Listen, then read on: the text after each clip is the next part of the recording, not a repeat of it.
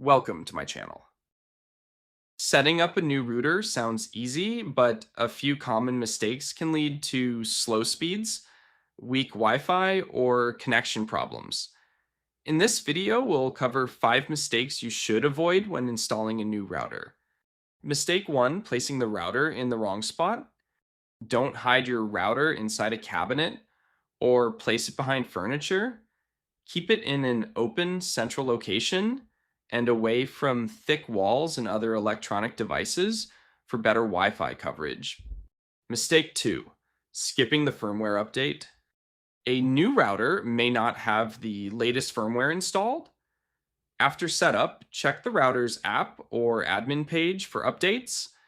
New firmware can improve performance, security, and stability. Mistake 3, using the default Wi Fi password. Leaving the default Wi Fi password unchanged can be a security risk. Create a strong, unique password that is easy for you to manage but difficult for others to guess.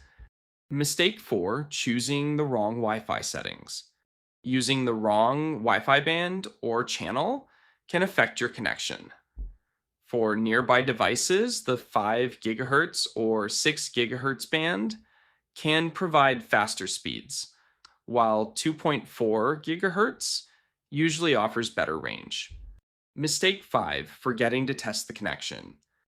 Don't assume everything is working just because your devices connect to Wi Fi. Test the internet speed in different areas of your home and check whether your important devices are getting a stable connection. And those are 5 common mistakes to avoid when setting up a new router. Fixing these simple things can help you get better speed, coverage, and security. If this video helped you, don't forget to like, subscribe, and stay tuned for more easy Wi-Fi tips.